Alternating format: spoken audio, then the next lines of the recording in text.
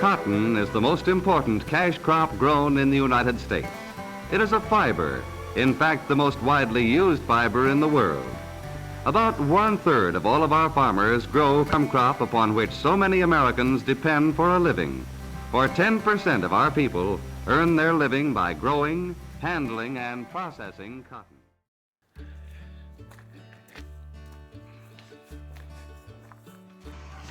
In Vincent, Alabama, there remains the last remaining cotton gin that's fully intact. And we're going to talk about it as we walk around and view it, okay? You want to talk about it and look at it? For sure, for sure. Now, I mean, this was AI of the time. Yes, yes. How many jobs did it take from the field? One cotton gin can do the work of how many? 50. 50 men. Eli Whitney invented the cotton gin in 1793. Directly after that, they built this one here. Yeah, Eli Whitney, he was an odd little inventor guy, but he looked a little bit, in my opinion, he looked a little bit like Mark Twain. Yeah. If you want a visual of him. But he was very intelligent, and kind of like you look at some of these folks today that are really smart, that are changing the world. That's what he did. And he didn't remove all the jobs, but you figure how much cotton is used. He eliminated thousands of jobs in this country with that one. And if you think about it, the South here in this area in Vincent, Alabama, it was all agriculture. It was a farming society, guys. This is what they did. And this was the cotton gin. So let's walk around it. And it was open until 1968. Eli Whitney and the cotton gin. The year was 1793, and Eli Whitney was about to change the world. I was on the ground floor when he built the cotton gin. This machine could clean cotton 50 times faster than by hand. It used to take a whole day to clean just 1 pound of cotton, but now we could do 50 pounds with no problem. Overnight, cotton became America's leading export. By the early 1800s, cotton production soared from 5,000 to 170,000 bales each year. From the farmers to the shopkeepers, everyone involved made a fortune. Mr. Whitney faced patent battles and competitors copying his design, and as a result, he didn't make quite as much as you would think, but his genius was undeniable. Mr. Whitney changed America with his cotton gin. He made cotton king. But now, do you understand what the cotton gin actually did? Have you ever picked cotton before? Yeah, I did in the South here. We've all done it. Okay, well, a lot of people have not picked cotton. And when you're out in the field and you're actually harvesting natural cotton, it has little stickers on it that get in your fingers. And most of the time, if you pick a bag of cotton, you've worked a lot of hours. Your fingers are going to be bleeding. 1 second. This is Wappy. It's moving on me. Okay, go ahead. And sore. So this invention, not only did it speed up the process of removing the seeds, the hull, and bringing just the pure cotton out, it eliminated a lot of people from having problems with their hands. Because if you did cotton for a long time, and this was something that this didn't care anything about race, your hands were just going to be messed up if you dealt with cotton. And remember, guys, there was white sharecroppers, black sharecroppers, and their hands were tore up. And I'll put this in a picture, I'll share something about that in this video. The cotton ripens about 200 days after the time of planting. As the boll dries out, it splits open because of the pressure fibers inside. As soon as enough bolls are open, picking begins. Most of the cotton grown throughout the world is picked by hand. Pickers go into the fields with long sacks hung over one shoulder. They go between the rows, picking the fluffy cotton. The long sack drags along the ground behind the picker. Cotton is picked with both hands by pulling the locks of cotton out of the burr. The picker must stoop over most of the time in order to pick the cotton from the top to the bottom of the stalk. It is hard, back-breaking work, but hand-picked cotton is cleaner and brings the highest prices. Pickers usually work over the fields 3 times to gather the entire crop. These 3 pickings may be done weeks apart. Yeah, look at this, guys. But Alabama was rich. I mean, it had everybody. Everybody did cotton for a while. Everybody. Let's see if we can look in here. It says multi-fort filter. See? You can see in there. Whoa. Look at that. See those windows? See how that's built, how high that is? And I'm guessing the trucks would drive through here, right? Yes. They would pull through here, right here, okay? The drop-off is looking. They should have There's the little spout. That's what I'm asking. There should have been a crane. Modern cotton gins separate the seeds from the lint at the rate of thousands of pounds of cotton per hour. Before Eli Whitney invented the cotton gin in 1793, it took all day for one man to pick the seeds from less than 10 pounds of cotton. When a load of cotton rolls into the gin yard, it first stops on a big scale to be weighed and recorded. Inside the scale house, a woman records the weight. She then gives the farmer a numbered tag to put on his loaded trailer.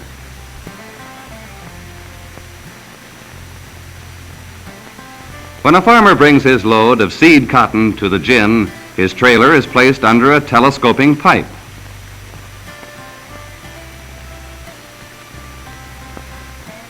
Like a giant vacuum cleaner, this pipe sucks the seed cotton out of the trailer and up into the gin machinery.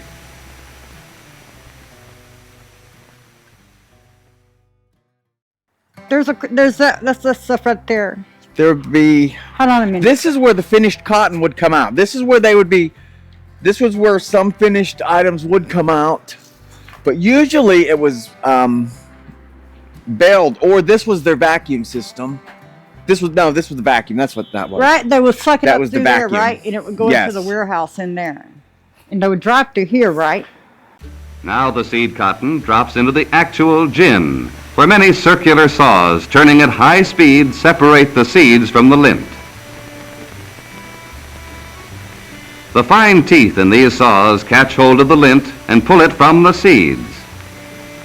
This slow motion photography shows the speed of the saws slowed down 8 times, but still the action is far too fast for our eyes to follow.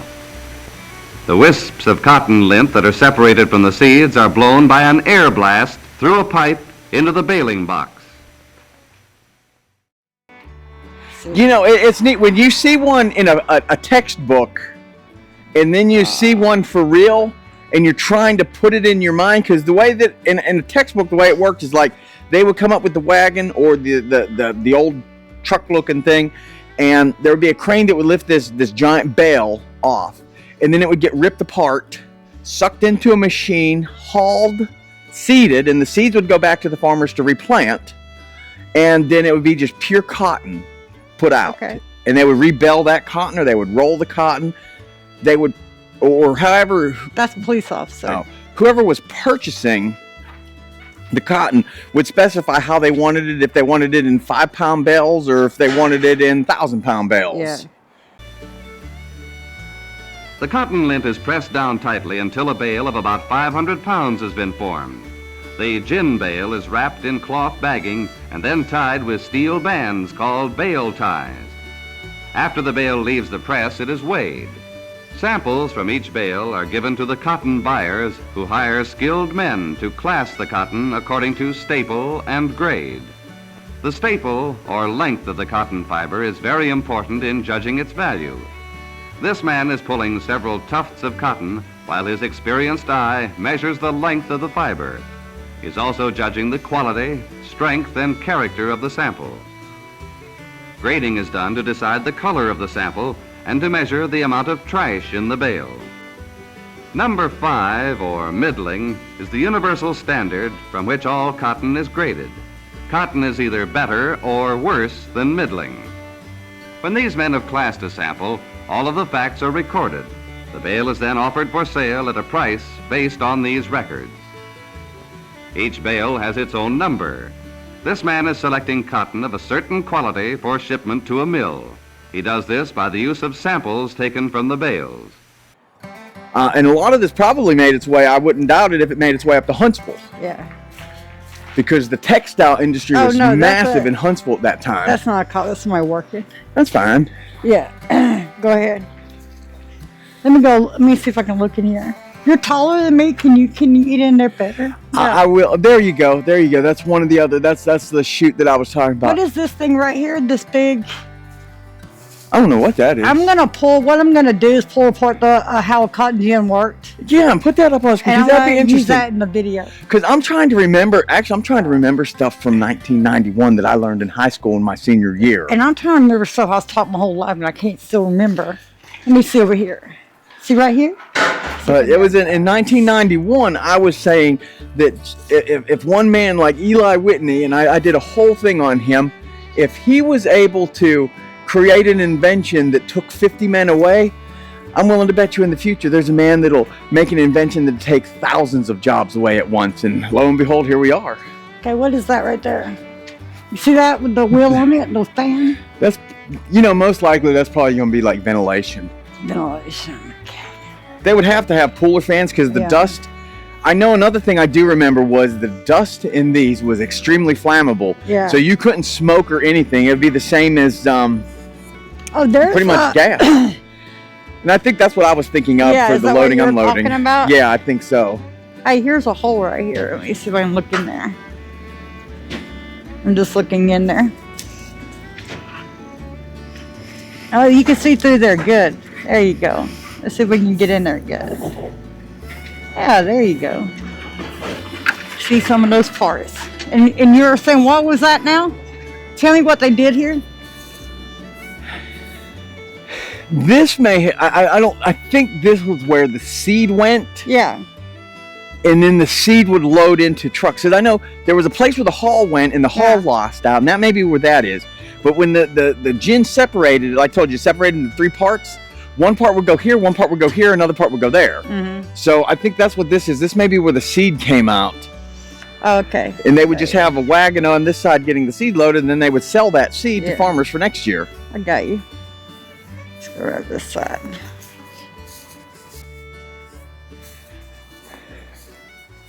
Okay, let me look at this. And then this is more, these are most likely just going to be ventilation ducts, and these don't look that old.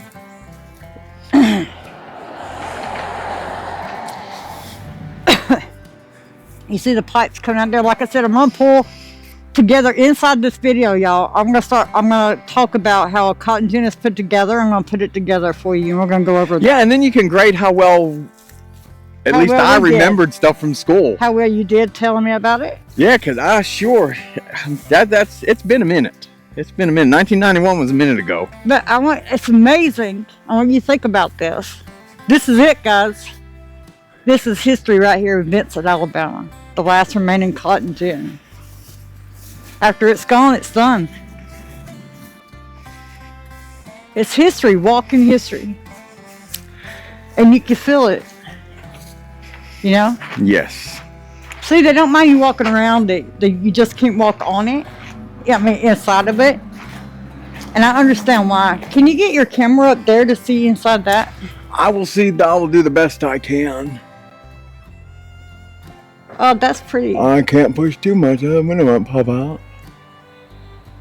I'll see inside. I just put it up there and I rolled it around a little. I'm seeing in there pretty good. I'll try it again here. So hopefully we're giving y'all a good look inside. Hey, look, we're getting some good views. Yeah. We won't know what we have in there until. No, look, I'm getting some good views inside. Look, you can see the upstairs. See the upstairs? How they're going upstairs. See that? See the upstairs? Huh? Yes. I can only go to this window, guys. So. This one, there's a clearer See, window. There's some more machinery and stuff. Let's go around the other side. There's a hole there.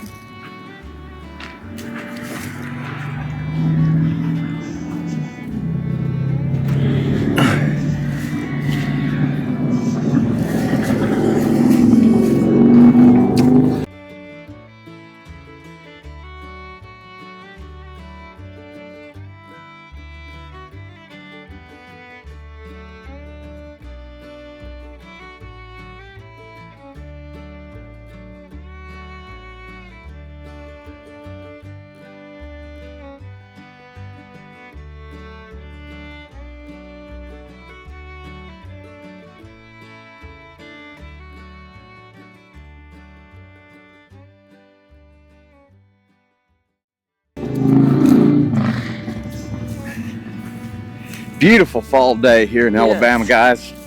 Okay, here's a weigh station. See the scale and the weight. Oh, that's so cool. Wow.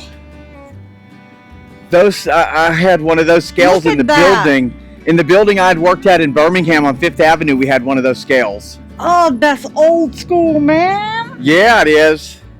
Modern cotton gins separate the seeds from the lint at the rate of thousands of pounds of cotton per hour. Before Eli Whitney invented the cotton gin in 1793, it took all day for one man to pick the seeds from less than 10 pounds of cotton. When a load of cotton rolls into the gin yard, it first stops on a big scale to be weighed and recorded. Inside the scale house, a woman records the weight. She then gives the farmer a numbered tag to put on his loaded trailer. And I recalibrated it. It worked before we left the building. I had it working. Okay.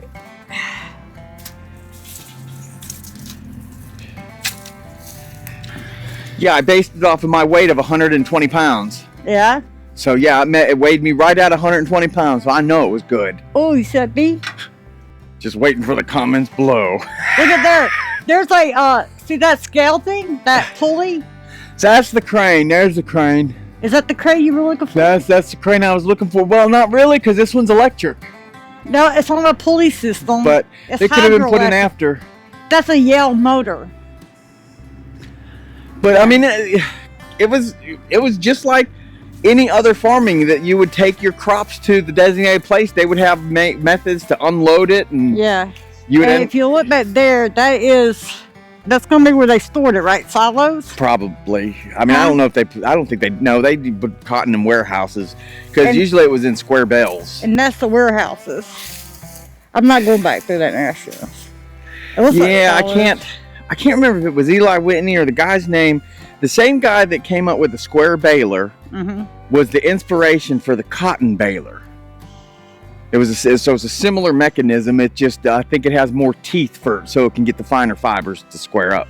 And then you see the sheets that's going off the side. Yeah. It's beautiful, guys. Yeah. All right. Well, I hope you enjoyed looking at Alabama's last cotton gin down here in Vincent, Alabama. Have a beautiful day. All right. Let's go. We got a lot of company all the time. Yeah, that was an interesting little video. Yeah, it was, wasn't it?